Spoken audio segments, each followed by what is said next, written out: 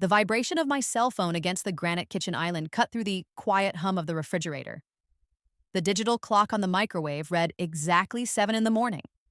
When your phone rings at that hour and the caller ID displays the corporate routing number for First Meridian Bank, you do not let it go to voicemail. I slid my thumb across the screen. This is Sloan. Sloan, it is David Sterling, branch director at the downtown office. His voice was stripped of the usual polished banking pleasantries we exchanged during my portfolio reviews. It sounded tight, filtered through a layer of institutional panic.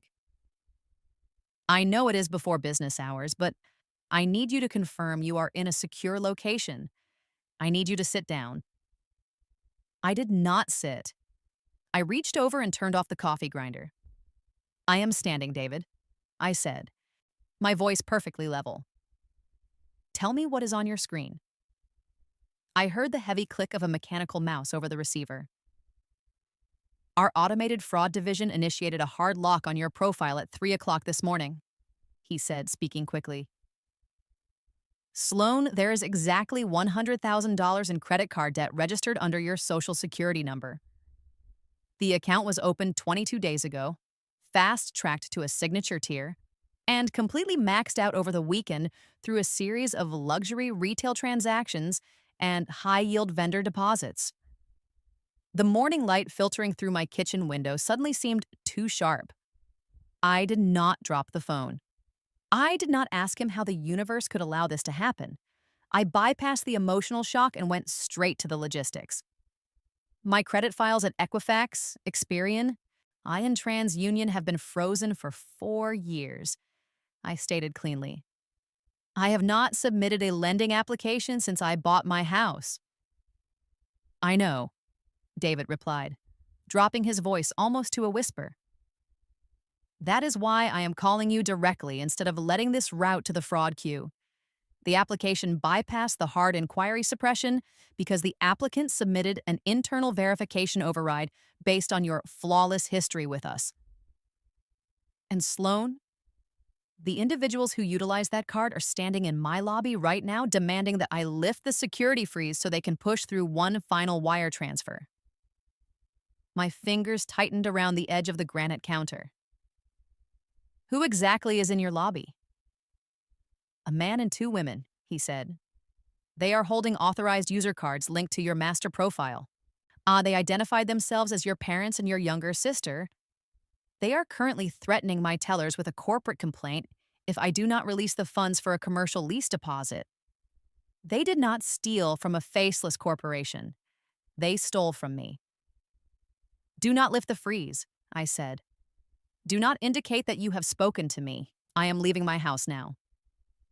I did not call my parents to scream. I did not text my sister to demand an explanation. Noise and hysteria are what guilty people rely on to muddy the waters. I rely on paper.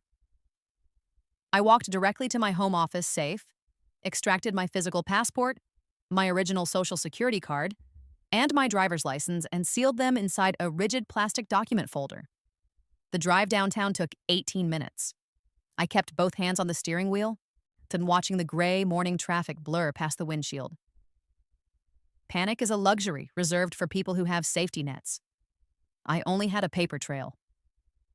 When I pulled into the First Meridian parking lot, I spotted their vehicles instantly. My father's heavy luxury sedan and my sister's sport utility vehicle were occupying the premium visitor spaces nearest the glass entrance. I walked through the heavy double doors just as the armed guard was unlocking the main teller gates.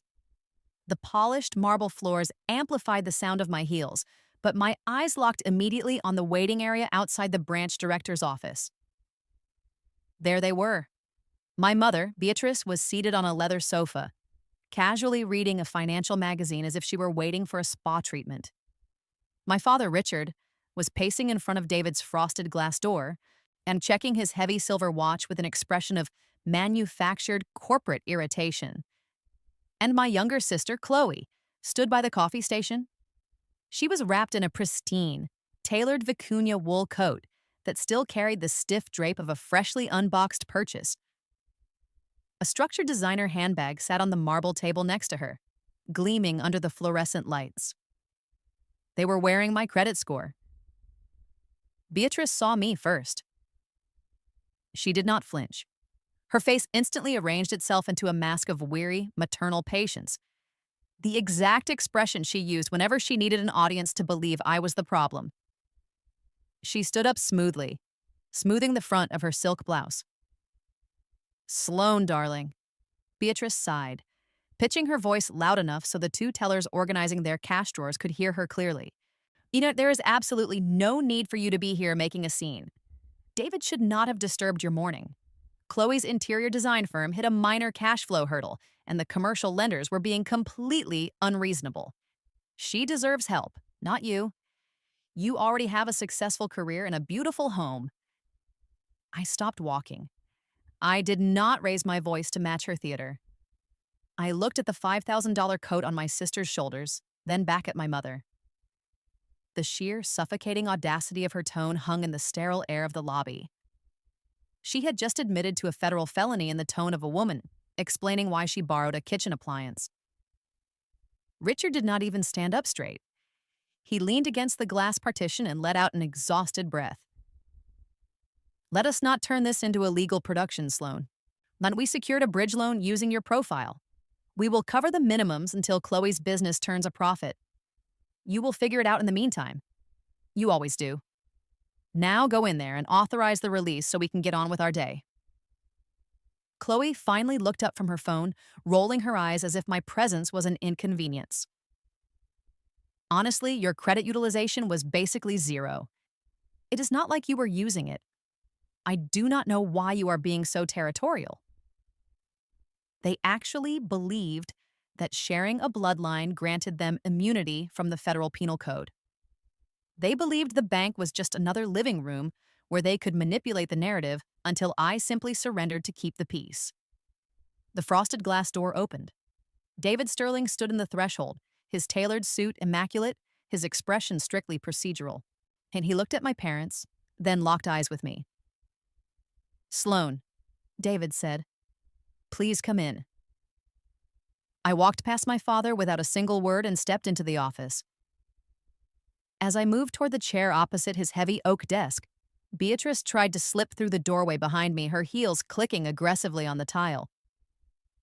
"I need to be in this meeting," Beatrice announced, placing a manicured hand flat against the doorframe.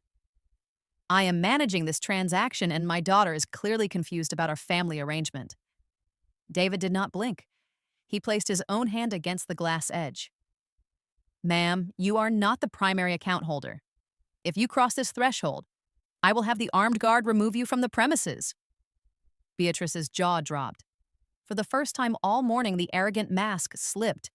She took a step back, and David pulled the heavy door shut, locking it with a sharp, definitive click. The silence inside the office was absolute. David walked around his desk. He did not offer apologies or customer service platitudes. He tapped his spacebar, waking up his dual monitors. "I have the original digital application file open right here," David said, his voice dropping to a low, serious murmur. "It was submitted online exactly 22 days ago. Because your existing corporate checking history with First Meridian is flawless, the system utilized an override code generated from a recognized profile match." I unzipped my rigid plastic folder and placed my passport and driver's license flat on the polished wood. "I want to see exactly how they bypassed the two-factor authentication," I said. David angled his right monitor slightly toward me, and the screen displayed a dense gray grid of application fields, internet protocol timestamps, and contact data. "When our fraud department flagged the commercial wire transfer last night, they attempted to call the primary account holder to verify the transaction," David said. "But they did not reach you?" I looked at the screen. The name at the top of the application was mine. The social security number was mine. The date of birth was mine. But the contact information was not. David scrolled down to the primary contact section. He did not point. He just let the raw data speak for itself. He turned the screen toward me and asked, "Why is your mother's phone number listed as yours?" I stared at the 10 digits glowing on the monitor. It was not a typo. It was the architecture of a trap. They had not just borrowed my name, but they had routed all the bank's security codes directly to my mother's pocket, ensuring my phone would never ring during the approval process. Because, I said calmly, she needed to intercept the approval texts. David's jaw tightened. He clicked a secondary tab labeled Identity Verification. If she changed the contact number during the application process to bypass the freeze, David murmured, typing rapidly, the system algorithm would have mandated a secondary visual verification, a piece of government-issued photo identification to prove you authorized the data change. He hit enter. A high-resolution scanned image loaded onto the center of his screen. David stared at it for 3 full seconds. The rigid posture of a veteran bank manager dissolved as he realized exactly how deep the fraud went, and exactly what my family had submitted to a federally insured institution. He looked at the uploaded image, then looked down at the physical, legitimate driver's license I had just placed on his desk. He turned the monitor another inch toward me, exposing the scanned document. "Sloan," he whispered. "Look at the address and the signature on this uploaded ID." I leaned forward. The face on the screen was mine, pulled from an old photograph. But the address listed was not my home. It was the exact street address of my father's architectural firm. And the signature at the bottom was not a careful forgery of my handwriting. "That is my mother's signature," I said, my voice completely flat. She had not even attempted to practice forging my name. Beatrice was so insulated by her own arrogance, I so utterly convinced that the digital systems of the world existed merely to facilitate her convenience, that she had simply signed her own name on a fabricated state identification card bearing my photograph. David Sterling leaned back in his heavy oak chair. The accommodating, polished demeanor of a branch director evaporated instantly. He was now a banking professional, looking at a massive compliance breach executed within his institution. This elevates the situation from unauthorized family use to synthetic identity theft and federal wire fraud, David murmured, his eyes staying locked on the high-resolution scan. "Because your historical data with First Meridian is flawless, the algorithm trusted the initial application, but the address discrepancy triggered a secondary verification protocol. That is why they needed to upload the ID." "And the phone number?" I asked, keeping my hands perfectly still on the edge of the desk. Once the system accepted the fake ID, it allowed the applicant to update the primary contact number directly to Beatrice's cell phone, David explained. His fingers flew across his keyboard, opening the back-end audit log. She intercepted the two-factor authentication SMS codes. She authorized the new signature tier card and approved expedited shipping directly to your father's architectural firm suite. You were completely locked out of the paper trail from day one. I did not ask how my own family could betray me. I did not cry. I unzipped the rigid plastic folder I had brought from my home safe, pulled out a leather-bound notebook, and clicked my pen. Documentation is the only armor that matters when dealing with people who rewrite history to cast themselves as victims. "Show me the ledger, David," I said cleanly. "I want to see exactly how they managed to max out a $100,000 limit in 22 days. He clicked a tab labeled Transaction History. A cascading list of expenditures populated his second monitor in brutal, unapologetic red font. I read the lines with cold precision. $14,000 at a boutique interior design showroom, $9,000 at a luxury electronics retailer, $6,000 at a high-end day spa. I thought of Chloe standing in the lobby, swathed in her pristine vicuña wool coat, a structured designer handbag resting on the marble table beside her. And they had not stolen my identity to survive a medical emergency or a sudden eviction. They had stolen it to fund a delusion of grandeur. But the final line item, glowing in bright yellow at the very top of the screen, was the reason they were sitting in the lobby at 7 in the morning. Status: hold, pending fraud review. Amount: $45,000. Type: Wire transfer. Where was that wire going, David? I asked, my pen hovering over the notebook paper. He clicked the routing details. A new panel opened, displaying the beneficiary institution and the receiving account name. The destination is a commercial holding account at Coastal Fidelity, David read, his tone turning clinical. The beneficiary name is Chloe Vanguard Interiors, LLC, my sister's brand new, non-existent interior design business, and the one my mother had loudly claimed hit a minor cash flow hurdle. Chloe had not just bought a luxury coat. She was funding her entire startup with my credit score, funneling the cash straight through my father's commercial address. They drained $55,000 on retail and vendor deposits, David explained, pointing to the screen. And late last night, they attempted to wire the remaining $45,000 directly into Chloe's LLC to secure a commercial lease. Because the wire amount was massive and the routing destination had zero prior association with your financial history, our algorithm hard froze the account. They had not driven here at dawn to apologize or explain a mistake, and they came to bully the branch manager into overriding the security freeze so they could finish stealing the rest of my limit before the fraud department could reach my actual phone number. David, I said calmly, print the transaction ledger. Print the application metadata showing the Internet Protocol address used to submit the file. Print the high-resolution scan of the fabricated ID. He paused for a fraction of a second. Sloan, providing the complete internal fraud audit file directly to a client formalizes the claim. The bank will be legally obligated to initiate an internal investigation immediately, and we must report the fabricated ID to federal authorities. There is no unwinding this once I hit print. I am not asking to unwind it, I said, looking him directly in the eyes. I am the victim of identity theft. I print the logs. David nodded once. The heavy, industrial laser printer in the corner of his office hummed to life.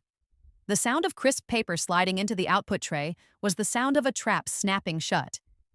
He collated the documents, stapled them in the top left corner, and slid a thick manila envelope across his oak desk. The supplementary cards they are holding in the lobby are permanently deactivated, David stated officially. The $45,000 wire is canceled. The account is locked in an active fraud status. I placed the envelope into my bag. I will handle the lobby. I stood up, adjusting my tailored blazer. I did not storm out. I opened the heavy glass door of his office with a smooth, controlled motion and stepped back into the harsh fluorescent light of the waiting area. And Beatrice immediately stood up from the leather sofa, smoothing her silk blouse with a triumphant, patronizing smile. Richard checked his heavy silver watch and crossed his arms, ready to accept the victory. Chloe finally looked up from her phone, looking profoundly bored. Finally, Beatrice sighed loudly, ensuring the two tellers behind the counter could hear her every word. I assume David cleared the hold? Chloe has an appointment with the leasing agent in an hour, Sloan. We do not have time for your theatrics. Richard stepped forward, projecting the impatient authority of a man who believed the rules of society bent to his convenience. Sign the release, Sloan. We will draft a repayment schedule this weekend. You are embarrassing the family over a simple bridge loan. Chloe clutched her expensive handbag closer to her wool coat. Oh, seriously, it is just credit. You have plenty of liquidity. You act like we stole your kidney. I did not yell. I did not cry. I did not ask them how they could betray me. I looked directly at my sister, my voice carrying cleanly across the silent, polished marble of the bank lobby. There is no bridge loan, I said, my tone as flat and heavy as a vault door. The account is frozen permanently. The $45,000 wire to your LLC has been canceled. The $55,000 in retail charges are being flagged as federal wire fraud. Beatrice's practiced smile shattered instantly. Her eyes widened, and a sharp, jagged edge of genuine panic finally cracked through her arrogant facade. You cannot do that, Beatrice hissed, stepping closer, dropping the volume of her voice to an aggressive, frantic whisper. You will ruin your sister's launch. We signed the commercial lease. If that wire does not clear today, Chloe is in breach of contract. I did not authorize the application, Beatrice, I replied, deliberately refusing to call her mom. I did not authorize you to upload a fake state ID with my face and Richard's architectural office address. I did not give you permission to wire funds to Chloe's LLC. Richard's face darkened into a flush of deep red. He stepped directly into my personal space, attempting to use his physical size to intimidate me, a tactic that was utterly useless against a paper trail. Listen to me very carefully, Sloane, Richard warned, his voice a low, dangerous rumble. You are going to walk back into that office and fix this. You are not going to destroy this family over paperwork. It is not paperwork, I replied coldly. It is a felony. I opened my folder just enough to pull out the top sheet of paper David had printed. I held it up, keeping it perfectly flat and visible in the sterile light. This is the application metadata, I said, listing the facts like I was reading a grocery list. It proves the forged ID was uploaded from an internet protocol address registered to your architectural firm. And the routing details prove the wire was not going to a commercial landlord. It was going directly into Chloe's personal account.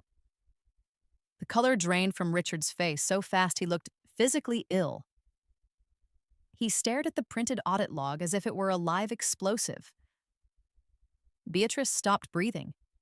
She grabbed Richard's arm, her perfectly manicured nails digging into his suit jacket. Chloe took a sudden, involuntary step backward, the vicuña coat suddenly looking heavy on her shoulders. Dad? Chloe whispered, her voice trembling. What is she talking about? You said you had her permission. Richard did not back down. Instead, his eyes narrowed and the panic in his posture was replaced by a cold, calculating certainty. He realized the bank manager would not bend, and the credit card was dead. So he pivoted to his backup plan. He reached inside his tailored suit jacket and pulled out a folded document printed on heavy legal stock.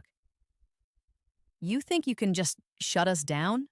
Richard said, his voice dropping so only I could hear it. We anticipated you might be uncooperative, Sloane. You have a very demanding corporate job. You have been so stressed lately. He unfolded the document and held it up just enough for me to read the bold heading at the top. Limited durable power of attorney. We did not just open a credit card, Richard whispered, a cruel smile touching the corners of his mouth. You signed this last month, granting me full financial proxy to manage your assets in the event of your incapacity, and we have a notary stamp to prove it. I did not blink. My mind simply accelerated. They had not just stolen a credit line, they had manufactured a legal mechanism to hijack my entire financial existence. I looked at the document. I recognized the notary stamp immediately, and then my phone buzzed with an automated alert from my primary investment brokerage. The vibration against my palm was a single, sustained pulse. And I did not break eye contact with my father as I tilted my phone screen upward, just enough to read the notification banner, glowing stark white against the dark background. Security alert. Horizon Institutional Wealth. Urgent. Request to liquidate $250,000 from primary investment portfolio received. Pending power of attorney document verification. Richard's cruel, confident smile widened by a fraction of an inch. He had timed the assault perfectly. While my mother and sister were running a loud distraction at First Meridian for $45,000 on a fraudulent credit card, my father had faxed his fabricated legal proxy directly to my brokerage to drain $250,000 of my life savings. He thought it was a brilliant checkmate. He thought the sheer, unintimidating weight of a notarized document would crush me into panicked compliance. He expected me to surrender the bank funds just to save my primary investments. Beatrice instantly recognized that Richard had played his trump card, and she seamlessly shifted tactics. She slipped from arrogant entitlement into the role of a deeply concerned, long-suffering matriarch dealing with a volatile child. She looked past me to the two bank tellers standing behind the plexiglass counter, her eyes welling with manufactured theatrical tears. I am so incredibly sorry you have to witness this, Beatrice said to the staff, her voice trembling with perfect, practiced pity. Sloan has been under immense psychiatric distress at her corporate firm.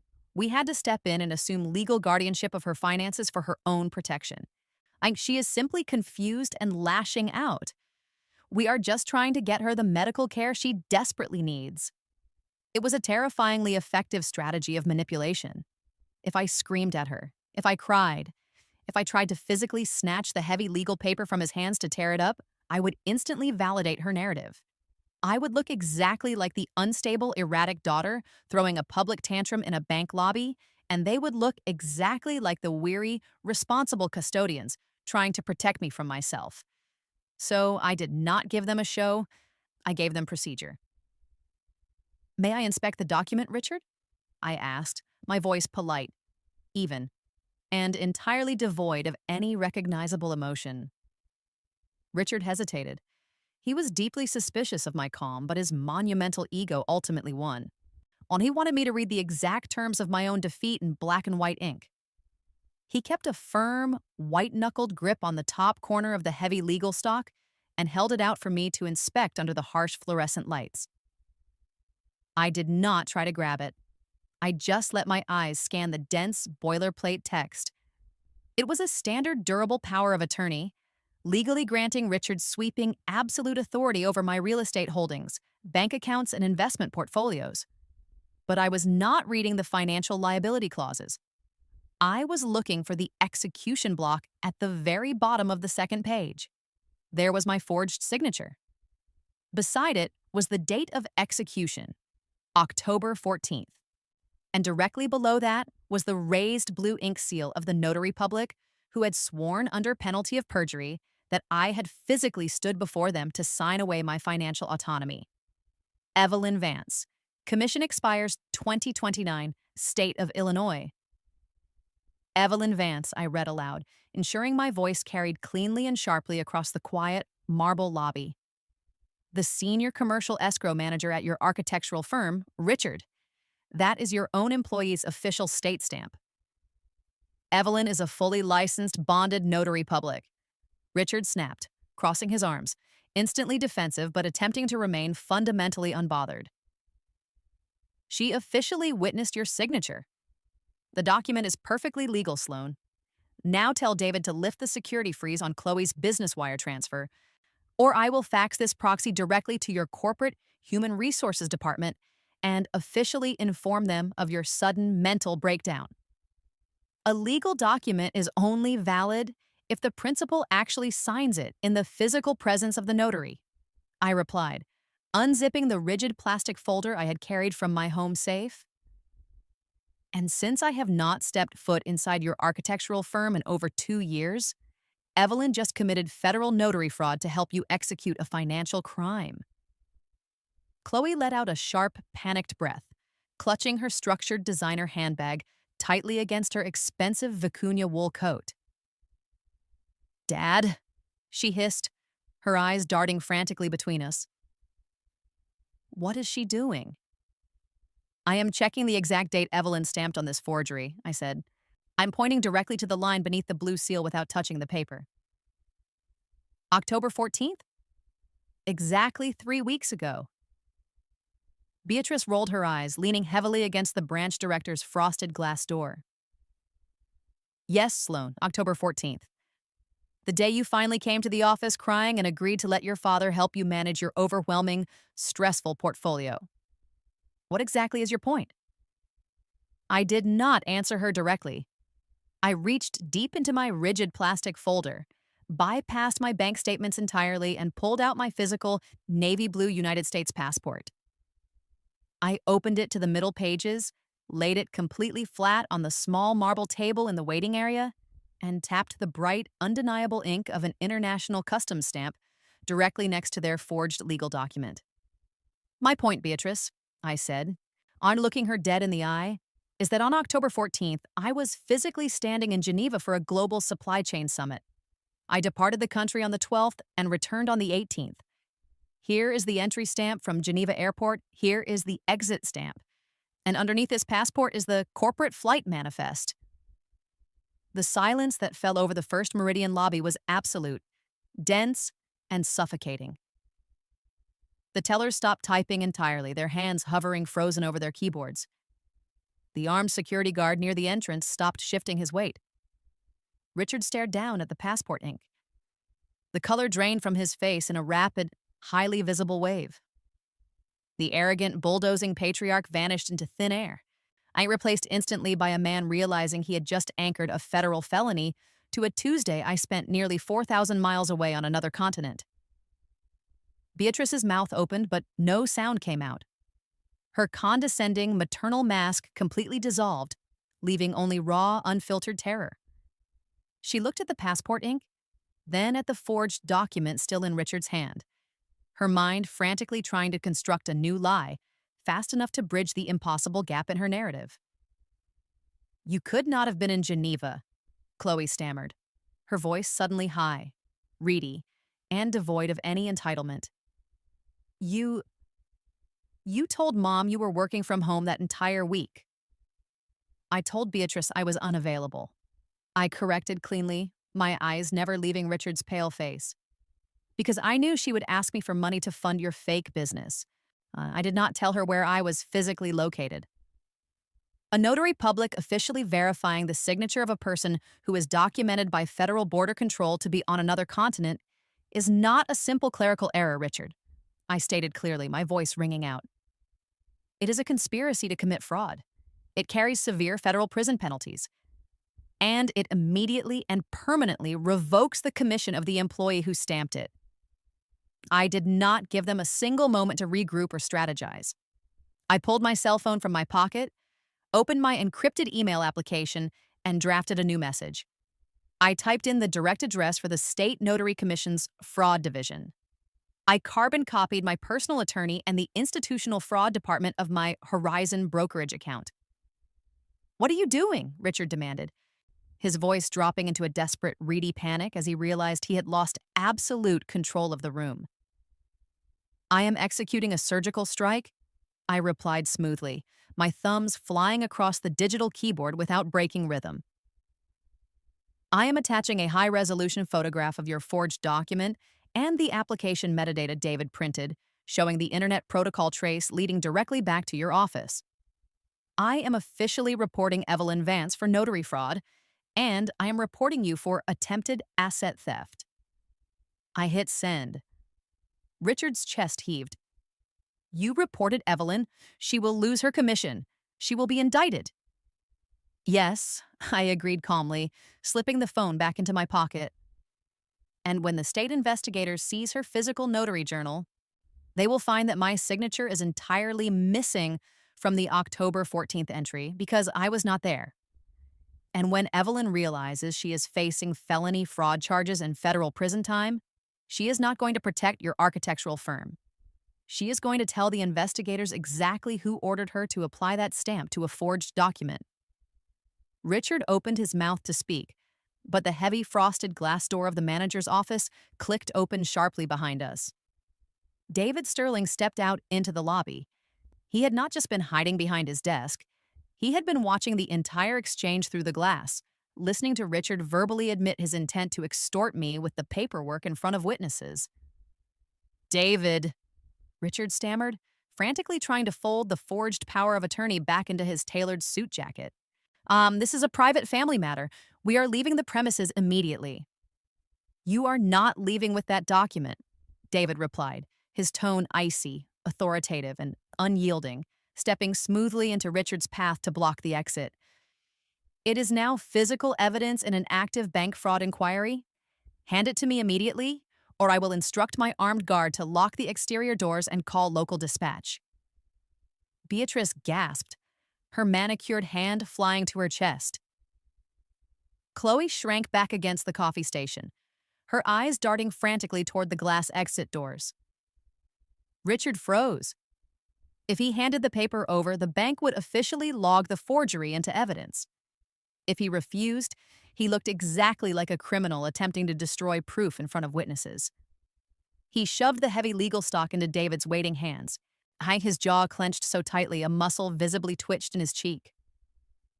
David did not even look at the paper. He held his desk phone receiver in his other hand. He locked eyes with me, then looked directly at my father. Sloan, David said, his voice echoing in the quiet lobby. Your brokerage just called my direct branch line.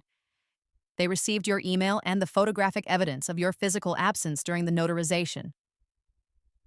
Beatrice let out a sound that was half sob, half gasp, realizing the walls were closing in from multiple institutions simultaneously. David lowered the phone. They are not just locking your investment portfolio, Sloan, he announced, his eyes fixed firmly on Richard. Horizon's compliance team just triggered a multi-institution federal fraud alert, and they are dispatching federal authorities to this branch right now. The words federal authorities hung in the sterile, conditioned air of the First Meridian lobby like a physical weight. The ambient, polite hum of the building seemed to stop entirely. The two tellers standing behind the reinforced plexiglass slowly lowered their hands from their keyboards, exchanging a wide-eyed, silent glance before quietly stepping back from their cash stations. The armed security guard stationed by the entrance did not draw his weapon, but he subtly shifted his stance, moving to stand squarely in the exact center of the double-glass exit doors.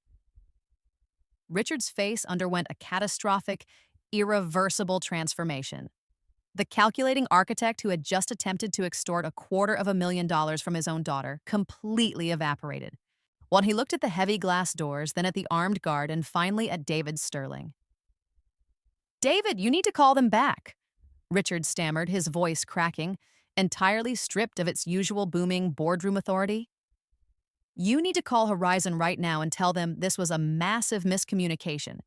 Tell them the primary account holder is present and the legal proxy was submitted in error." "I do not work for your brokerage, Richard," David replied, his voice a flat, uncompromising line of institutional protocol. "And I cannot call off a federal response for a felony committed within my branch. I have already locked the forged power of attorney inside my desk, and the digital application file containing the fabricated state identification is secured in our fraud queue. The timeline is out of my hands." Beatrice let out a sharp, ragged gasp. Her meticulously crafted persona of the patient, long-suffering mother shattered into a million irreparable pieces. She stumbled backward, her designer heels catching awkwardly on the polished marble floor until she collided heavily with the leather-weighting sofa. "Richard, do something!" Beatrice hissed, her voice vibrating with raw, unfiltered panic. She grabbed his arm, her manicured nails digging fiercely into the expensive fabric of his tailored suit. "Tell him to delete the application file. We did not actually take the wire. The money is still in the bank. It is a victimless mistake." "A victimless mistake?" I repeated, my voice slicing through her rising hysteria with surgical precision. You intercepted $55,000 of my credit capacity to fund luxury retail purchases. You fabricated a government identification card with my face on it. You conspired with your employee to commit notary fraud, and you attempted to liquidate my primary investment portfolio. The fact that the system caught you does not mean you are innocent, Beatrice. It simply means you are mathematically incompetent." Chloe was physically trembling. The pristine, camel-colored vicuña wool coat suddenly looked absurdly heavy on her narrow shoulders, a luxury costume she had stolen but could not afford to wear. She looked at the structured designer handbag sitting on the marble table, then looked at me, her eyes wide with a sudden, horrifying realization of her own exposure. "Sloan," Chloe whispered, her voice reedy, thin, and devoid of her usual entitlement. "Sloan, please. I did not sign any of the applications. I just wanted to start my business. Mom and Dad told me they had a private arrangement with you. They said you were a silent partner in the LLC. I did not know they faked your signature." "You knew I was not a silent partner," I replied coldly, crossing my arms. "You knew because I explicitly told you at Thanksgiving that I would not fund an interior design firm for someone who has never balanced a basic spreadsheet. You did not ask questions because you wanted the coat, the bag, and the commercial lease more than you wanted the truth." Richard forcefully pulled his arm out of Beatrice's frantic grip. His chest was heaving, his heavy silver watch catching the harsh fluorescent light as his hands began to shake uncontrollably. He looked toward the exit again, his eyes darting wildly as he calculated his diminishing odds of escape. "We are leaving," Richard announced, his voice raising an octave in sheer desperation. He grabbed Beatrice by the elbow and gestured wildly at Chloe. "Get your bag, Chloe. We are walking out of this building right now. They cannot legally hold us here without a formal warrant." Richard took 2 fast, aggressive steps toward the glass exit doors. He did not make it to a third. The armed security guard raised one thick, gloved hand, stepping perfectly into the center of the pathway, blocking the electronic sensors so the doors would not slide open. "Sir, I am going to have to ask you to remain exactly where you are," the guard stated, his voice entirely devoid of any customer service warmth. "The branch director has initiated a hard lockdown protocol pending law enforcement arrival." "Get out of my way," Richard snapped, trying desperately to project the dominance of a wealthy executive used to commanding service workers. "You are a private security guard. You do not have the legal authority to detain me.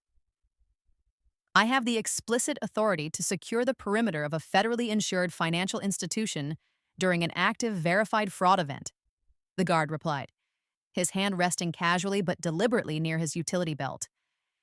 "If you attempt to physically bypass this door, I will be forced to restrain you until the authorities arrive." Richard stopped dead in his tracks. The reality of the physical boundary finally broke him. He was not in a boardroom where he could dictate terms. He was in a cage of his own making, surrounded by an irrefutable paper trail. He spun around to face me, his face slick with a cold, pale sweat. "Sloane," he pleaded, dropping the volume of his voice, trying to inject it with a desperate paternal warmth that made my skin crawl. "Sloane, please. If the federal authorities walk through those doors, my architectural firm is completely finished. My professional licenses will be permanently revoked. Beatrice and I could go to federal prison. You are our daughter. You cannot let them do this to us." I did not blink. I did not soften my posture. I looked at the man who had just tried to strip my entire financial existence down to the studs while looking me in the eye. "I am not letting them do anything to you, Richard," I said, my tone as flat and unyielding as the marble beneath our feet. "I simply provided my correct contact number and my physical passport. You did all the rest." Beatrice buried her face in her hands, letting out a loud, theatrical sob that echoed off the high ceilings. But there was no audience left to manipulate. The tellers were watching her with quiet, unmasked disgust. David Sterling stood by his office door, his arms crossed, his expression carved from stone. "Sloane, please," Chloe begged, tears finally spilling over her mascara, realizing her proximity to the crime scene was going to drag her down with them. "Tell them it was a massive misunderstanding. Tell them we had your verbal permission." "No," I said cleanly. Through the heavy glass windows of the First Meridian lobby, the flashing red and blue lights silently reflected off the gray morning traffic. Too dark. An unmarked sports utility vehicles pulled sharply into the parking lot, aggressively boxing in Richard's luxury sedan and Chloe's SUV. 4 individuals stepped out of the vehicles, 2 uniformed city police officers and 2 plainclothes detectives wearing tactical vests emblazoned with the Financial Crimes Task Force insignia.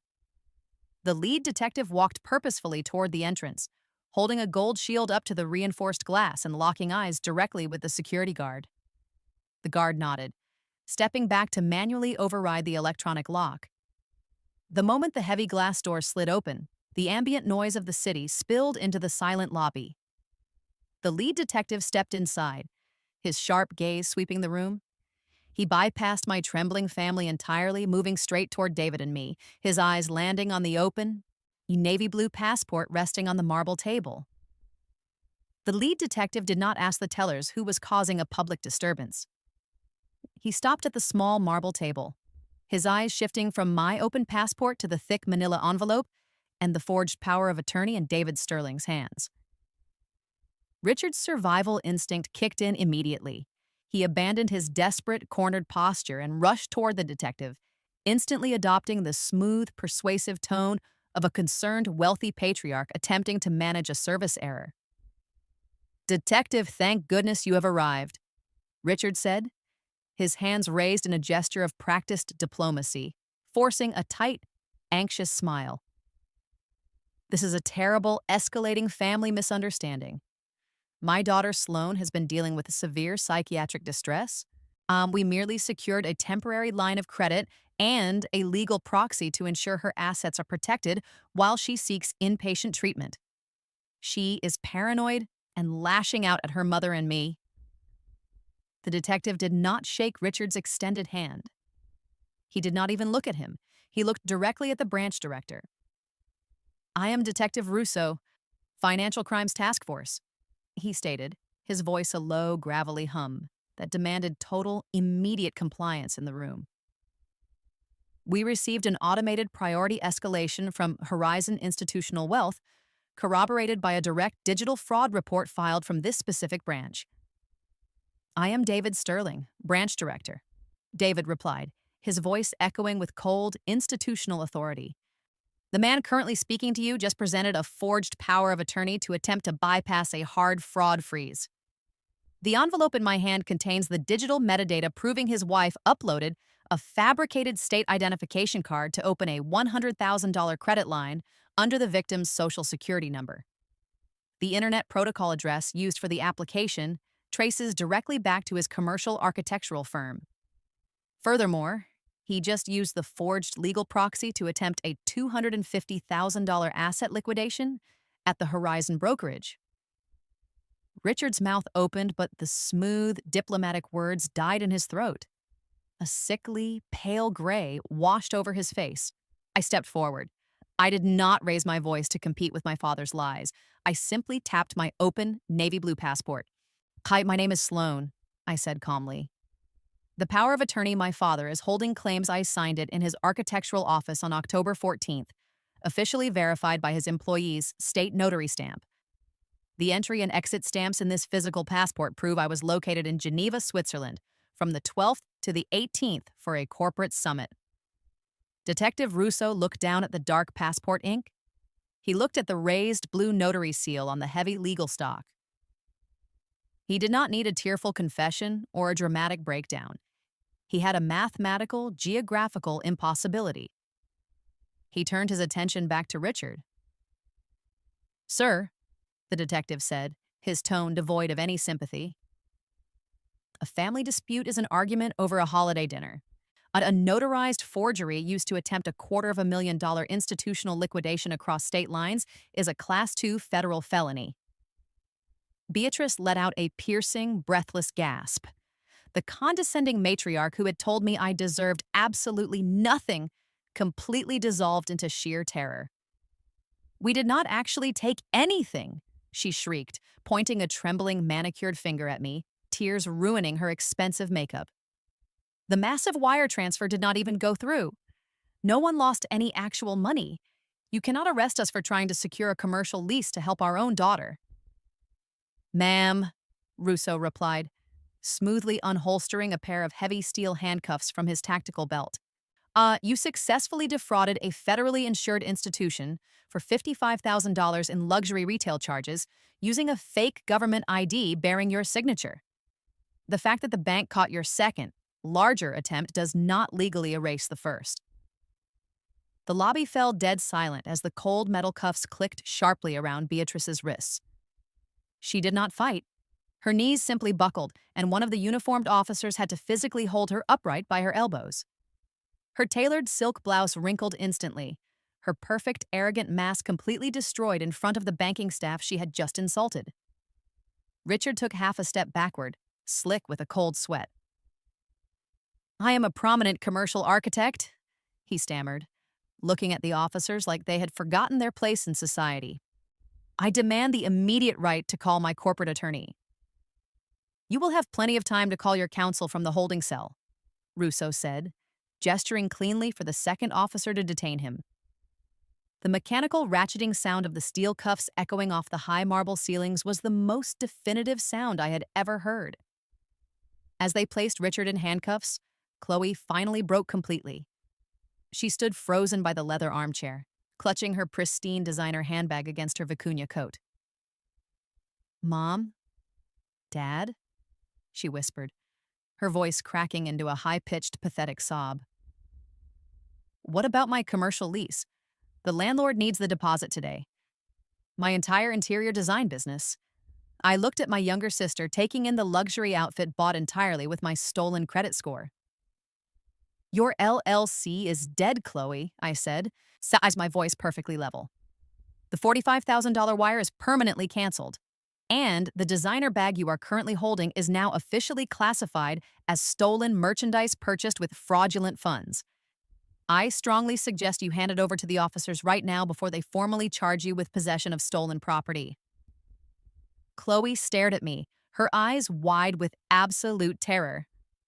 With shaking, manicured hands, she dropped the heavy, expensive bag onto the marble floor like it was on fire. She was not arrested on the spot, but she was left standing entirely alone in the lobby, her fake business empire reduced to nothing but an empty coat. I watched the police actively escort my parents out the heavy glass doors and into the gray morning light. I did not feel a sudden, emotional rush of triumphant joy, and I just felt the quiet, steady relief of a closed system functioning exactly as designed. David turned to me.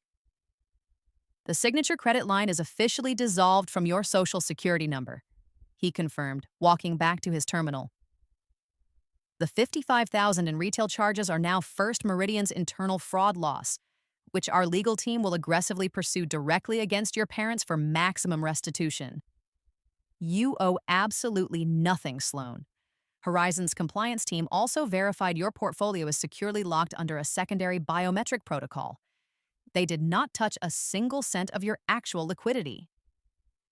I nodded once, zipped my passport and documents safely back into my rigid plastic folder, and walked out of the bank. 3 weeks later, the paper trail finalized their absolute ruin. The State Notary Commission permanently revoked Evelyn Vance's license. Facing severe felony fraud charges in federal prison, Evelyn immediately flipped, providing state investigators with internal, time-stamped emails proving Richard had explicitly ordered her to stamp the forged proxy under direct threat of termination while I was out of the country. Richard's architectural firm was hit with a massive, multi-agency compliance audit, and his state operating license was indefinitely suspended pending a criminal trial. He and Beatrice were formally indicted on multiple felony counts of wire fraud, synthetic identity theft, and conspiracy. The aggressive legal retainer required to keep them out of pretrial detention completely drained their personal savings and forced them to mortgage their home. And Chloe's commercial landlord broke her lease the exact moment the fraud investigation became public in the local business journals. Without my credit score to prop up her massive ego, she was forced to abandon her luxury retail dreams, liquidate her SUV, and take a junior administrative job answering phones just to pay her own exorbitant legal fees. I filed a permanent, ironclad restraining order against my entire family, and a judge granted it without hesitation after reading the official police report and the bank's digital metadata file. They thought they could use the banking system to erase me and hijack my financial future, but the system only responds to irrefutable proof. And my proof was bulletproof. If your own parents forged a legal document to steal your life savings and fund your siblings' fake business, would you have pressed federal charges, or would you have let them walk away to keep the peace? Tell me your thoughts in the comments below. If you enjoyed this story of absolute paper trail justice, leave a like, subscribe to the channel, and turn on notifications. See you in the next video.